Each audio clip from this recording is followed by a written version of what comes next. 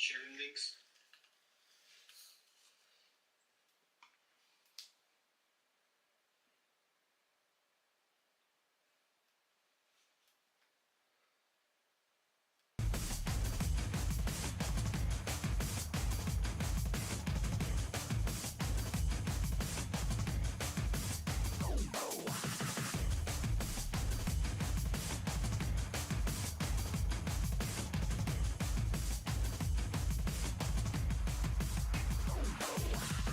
Get up, come on, get down with the sickness. Get up, come on, get down with the sickness. Get up, come on, get down with the sickness. Open up your hate and the devil when I made. Get up, come on, get down with the sickness. You mother, get up, come on, get down with the sickness. You get up, come on, get down with the sickness. Madness is the gift that has been given to me. Get up, come on, get down with the sickness. Get up, come on, get down with the sickness. Get up, come on, get down with the sickness. Open up your hate and the devil when I made. Get up, come on, get down with the sickness. You mother, get up, come on, get down with the sickness. You get up, come on, get down with the sickness. Oh, get up,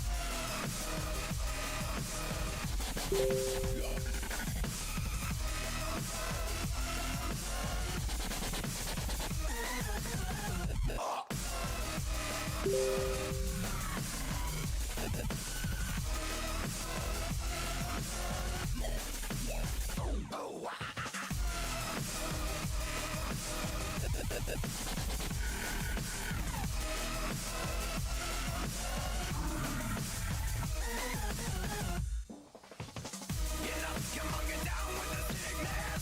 Get up, come on, get down with the sickness. Get up, come on, get down with the sickness. Open up your hate and the devil when I made. Get up, come on, get down with the sickness. You mother, get up, come on, get down with the sickness. You get up, come on.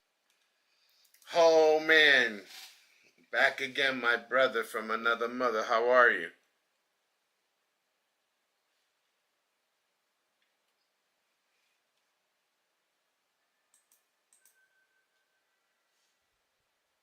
Doing very well, my friend. How about yourself? I'm doing well. I'm doing well. It took a minute for you to catch up there. I don't know what happened with the sound, but it caught up finally. Oh, hey. So here we are today, this glorious day of Thursday. What do you got going on over there? Just trying to close out the week strong with a bunch of approvals. Hopefully, not too many declines in this high risk world. How about you, man? What are you up to? Man, I can't call it, just hustling and grinding, making it happen.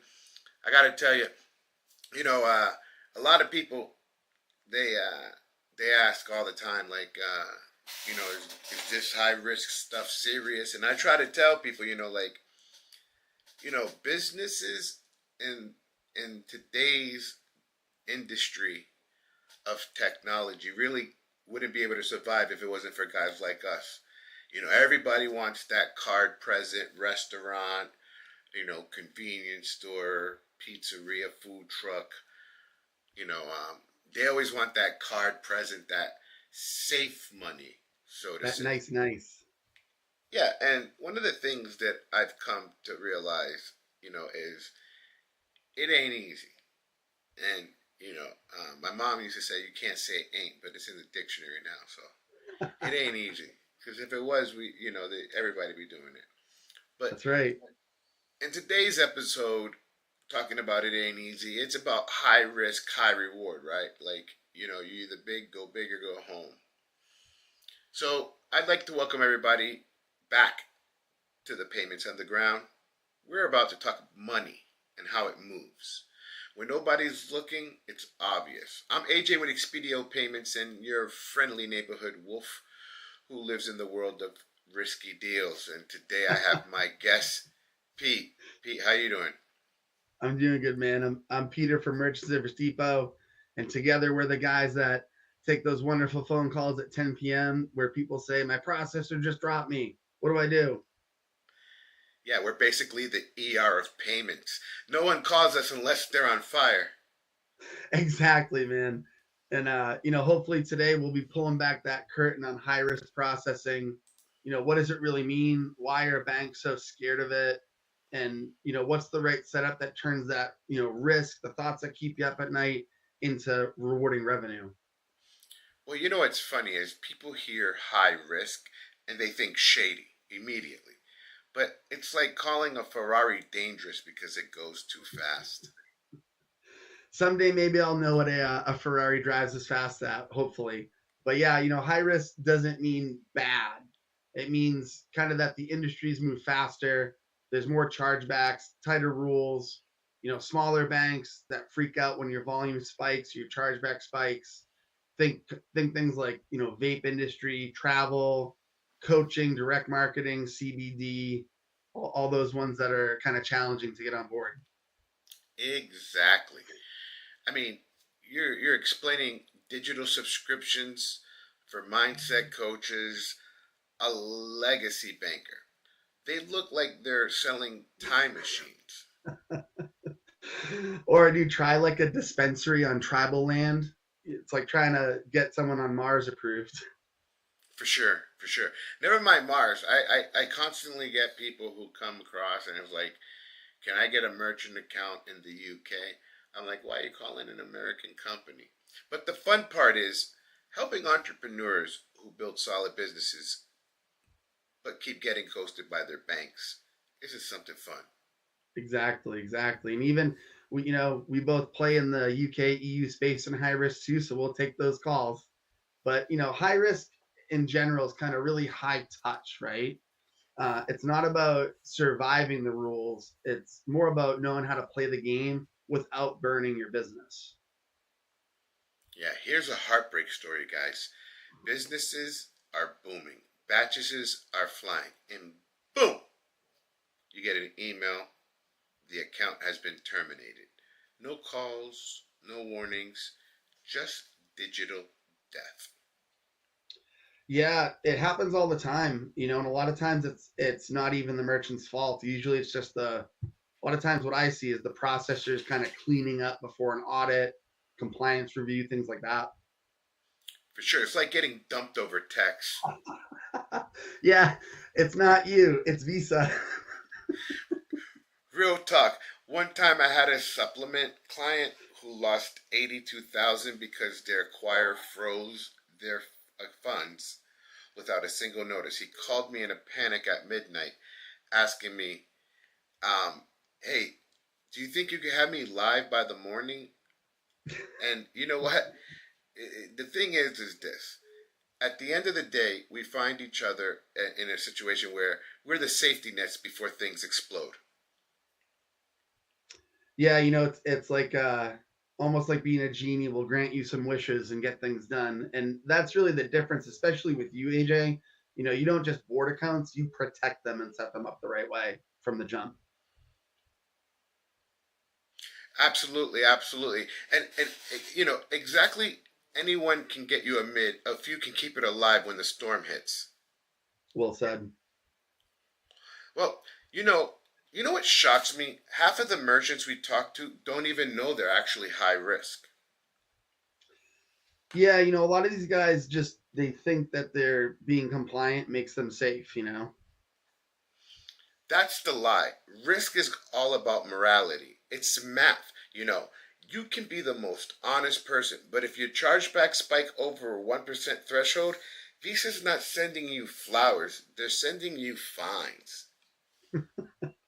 You know, that's why it's, what you and I do is we kind of teach these guys from day one: dispute strategy, descriptor control, funding patterns, everything to keep their account safe. Exactly. We don't just plug you in. We train you how to survive. And that's the payments therapy that we provide. Tell me where the chargebacks hurt you, AJ.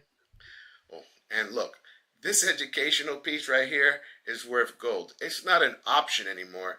If your rep can't explain to you rolling reserves or tier one risk factors or the boarding blindfolds, you got to keep it moving. Yeah, and that's definitely not a way to run your business and secure your revenue. Now, let's talk to my agents and ISOs out there. You're chasing restaurants, boutiques, while the real money sits behind the restricted industry's doors. Yeah, a lot of it comes down to just, experience and knowledge base, having the right bank. And a lot of these guys, kind of act like they're scared of all the compliance paperwork. The fear is disguised as laziness. High risk isn't scary, it's strategic. I had an ISO who refused vape accounts. They just refused them. We trained him how to underwrite it properly, matched him with the right sponsoring bank, and 6 months later, his residuals grew. Yeah, that's the goal of the partnership that we share. The back end firepower of Expedia with MSD, gateways, banks, risk tools. So an agent can kind of walk in any vertical and look like a pro. Exactly. We handle the work that goes behind the paperwork. You just close the deal and you look like a genius. Yeah, it's the difference between being an agent and then being an advisor. And advisors win big checks. Period. Absolutely. All right, Pete. Give me one of your craziest merchant stories that you have. Honestly. Oh man. All right, I had one recently. It was a merchant selling custom herbal blends. Ingredients looked like something out of the chem lab you got when you were a kid. So we helped him clean up his product list, rewrote his copy, did a couple things in the back end checkout, and boom, fully approved, clean batches ever since that. That's the beauty of it. I had a guy think chargeback ratio worked like credit scores. Told me if I stay under 700, I'm good, right?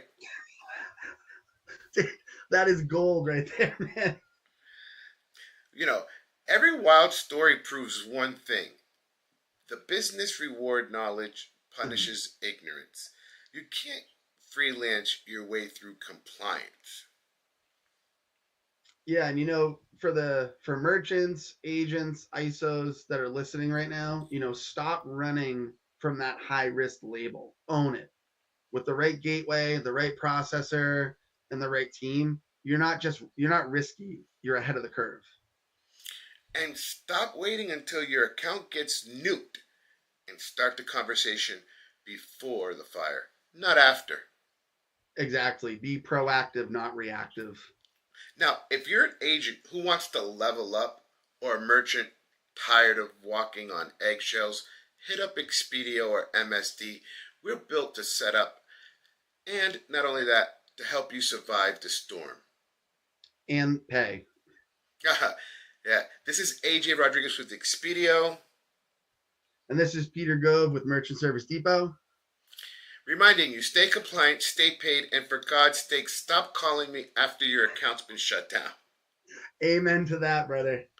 Until next time, keep your volume up, your chargebacks down, and the mindset of a wolf. Now, would you guys like to know more? Tune in daily, 4:30. We'll post early in the morning, letting you know we'll be here. And I would love to go ahead. And we actually have a question in the chat. Okay, so we have a question. Why do high-risk merchant companies start merchant accounts or release the first payout after keeping the minimum reserve of $5,000 to $10,000, depending on the monthly volume? That's a good question, and I'll explain, and maybe Pete could chime in after. It's all about the risk appetite and how you come out the gate. You understand, um, especially when you think about an acquirer like MSD, Nativia. I mean, Nativia did $1 billion last month in processing. So when you look at it, you can't have a physical person looking at it. So there's an algorithm, and as people know on Thesis, is a green screen, and the green screen picks up these irregularities. Again, going back to the proper setup. If you set up the account correctly, these first release payouts won't ever be a problem. You make sure you guide the customer and let them know, like, hey guys, make sure you have all your DocuSigns in order, all your invoices in order, so that if you do get caught by green screen, you can provide the documentation. Make sure you get a secondary number where to reach your customer, especially when you're doing moto accounts. These are all things that you can guide your merchant so that this way they don't go through those headaches or hoops to try to figure out how to be compliant. Anything you can add to that? I'm sorry for over talking you, Pete. No, that's well said, AJ. All great points. Kind of the only thing I would add to that, I think, is as an agent or sales provider or service provider, it's critical to understand, what can you underwrite at which banks. That's the first step that you need to really become a master of.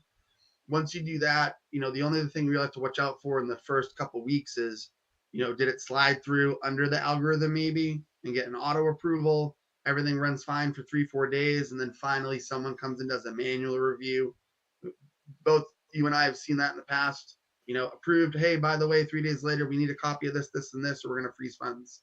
So it's critical to really understand, will this partner take this vertical even to begin with? And that's important that you say that. And I want to jump in on that. What people don't seem to understand is you got to partner up with the right people who will help you place the deals at the right places. Just because place like, let's say, ABC funding or ABC processing, the relationships are different between two different ISOs. So at the end of the day, they're going to do more with the relationship building. And that's why you want to partner with somebody like MSD, who has put in the time to go on ahead and build those relationships so that deals go through smoother. They know who takes what, where. As a newer ISO in the industry, you only need a solid 3 places to send your things. As long as you got 3 solid homes, you don't need, at the end of the day, we're going to have to probably do, a podcast on the different types of acquirers out there, and the different banks and the differences between, because I know there's a lot of people who get on and talk about merchant processing, but they don't go into the deep dives of, differences between Esquire, Thesis, Evolve, Global. Maybe we need to break that down for some of these people so they have a clear understanding. Because at the end of the day, people go, "Well, I'm going to go over here." Well, why are you going over there? Right. There are certain banks, CB Cal, Merrick. Yeah. The list goes on. Esquire. And that's another thing. People don't know like the little intricacies, and I'm not going to put the bales out of the bag, but like Esquire, for instance, you can only have one Esquire mid, no matter where you go, to eventually get picked up and it'll get closed. So a lot of people don't realize, like, if you need a backup mid, well, don't go to, do you know who you're going to for that second mid? And is that what bank are they with, or what acquire are they with, so that you can make sure you're not double putting people in places. Those things are important. I think that should be something that we should be coming up with in the future. I'd love to do a podcast, and then kind of you just brought up a really good point about where's your backup mid going to be, right? Because high risk, you always need 1, 2, 3. We have people that have 5 or 6 mids. But if you're an uneducated sales agent or ISO, or you're a merchant that is just, hey, I'm talking to a couple different people, I'm sending my apps to 7 different banks at once, it's actually going to hold you back. You think it will get you a faster approval, but if a couple of those decline, you'll get stuck in this little cycle of like, well, the underwriters can see that credit check from those banks, and you get into an underwriter saying, well, 3 other people said no, why should I say yes? 100%. What I mean? 1,000%. Great point. Yeah. All right, guys. We really appreciate everybody following up with us, staying with us today. We'll let everybody know tomorrow's Friday. I'm really not sure how the schedule looks for tomorrow.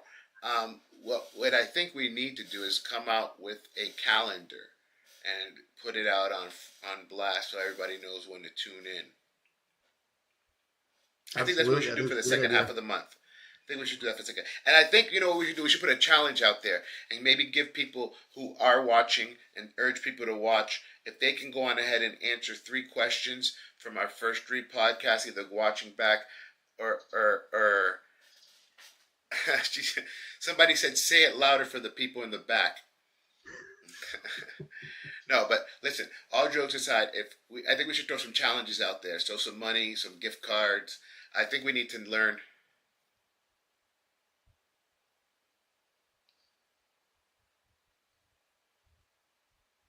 Okay, so I guess there's a comment in the chat says it's all about high risk business. Being a client, if you're running a high risk business, card not present, you should have the strength to keep a reserve of 5 to 10K. If you can't do that,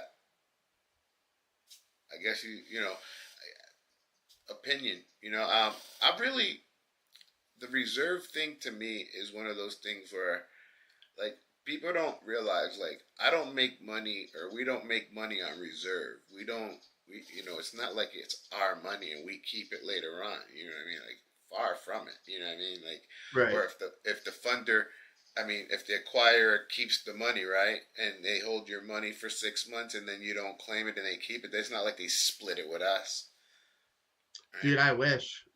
Right? But they definitely don't, and I think, no, look, at the end of the day, no merchant wants a reserve. No sales agent wants to, after the approval, hey, you're all set. Oh, by the way, they're going to hold 10% of everything you run for 6 months and maybe you'll get it back, right?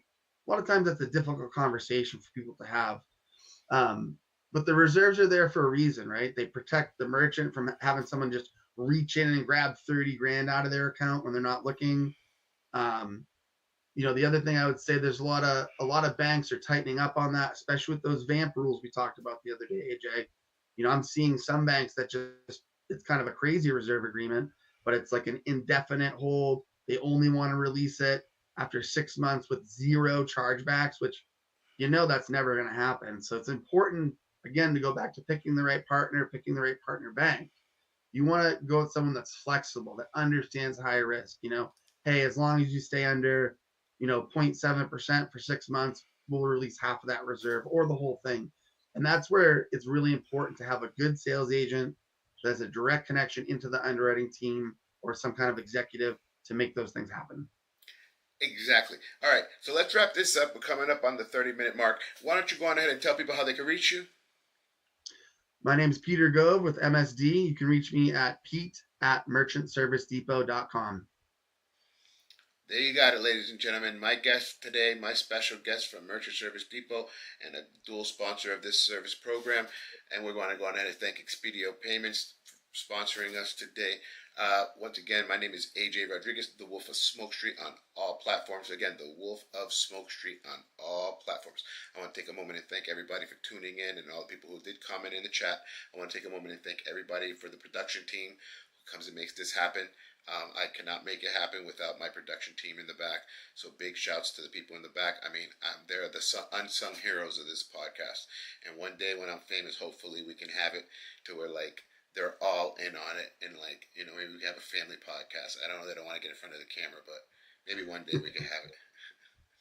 But again, I want to just again thank everybody for tuning in. Thanks for everybody supporting in on the different platforms. I got a bunch of platforms on my screen, and I really just appreciate everybody. I wish I could read all the comments out. Got some comments on Twitch here. We got some comments on Instagram.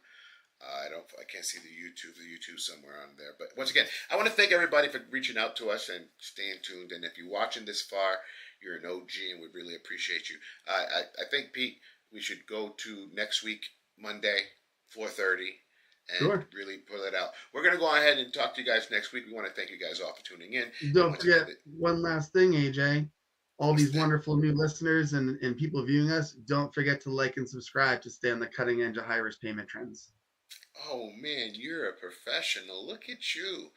Don't forget to hit that subscribe, smash that follow, and hit that heart. All right, guys. Thanks a lot, everybody. Once again, we want to do a contest next time. We're going to head now to a challenge or some type of contest. If we can go on ahead and somebody could help us name the show, we'll give a $250 gift certificate somewhere. Maybe somewhere to eat or something. The best name of the show. Jorge, cut this for the tapes. All right, guys. I want to thank everybody. Salute.